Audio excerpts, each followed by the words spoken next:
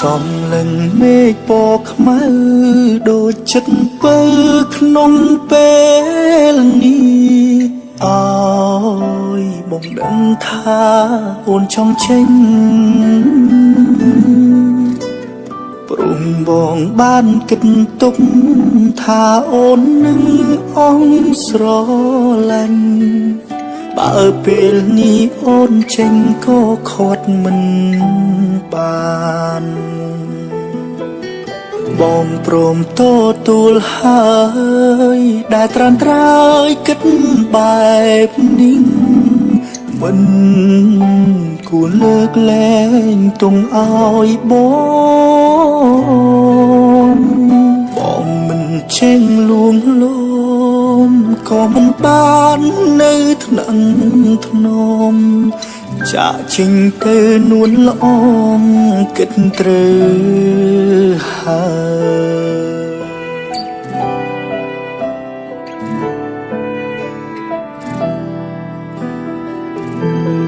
គេម្នាក់នោះគឺជាមនុស្សល្អចេញកំដរពេលអូនយំហើយគេក៏សាកសមនឹងមុំដែលអូនត្រូវការមិនដូចបងមានតែចិត្តស្មោតែតែងធ្វើឲ្យស្ងួនអាយកាគ្រាន់ចង់ប្រាប់អូនថាបងស្រឡាញ់អូនណាស់អូនទៅហើយវិលវិញបានទេបើសិនគេបងអូនបងនឹងចាំរូបមាស្ងួនអូនវិលត្រឡប់បងនឹងលុបលៀងកំហរដែលពីមុនធ្លាប់ខំលើអូនបងនឹងថែរក្សានួនល្អងមិនអោយយំឡើយ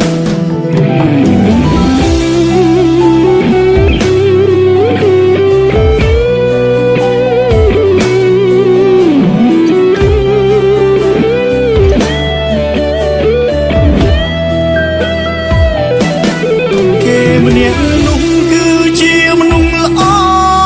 ចេញកំដរពេលអូនយំហើយគេក៏សាកសមនឹងមុំដែលអូនត្រូវការមិនដូចបងមានតែចិត្តស្មោតែតែងធ្វើឲ្យស្ងួនអាយកាគ្រាន់ចង់ប្រាប់អូនថាបងស្រឡាញ់អូនទៅហើយវិលវិញបានទេបើសិនគេបងអូនបងនឹងចាំរូបមាស្ងួនអូនវិលត្រឡប់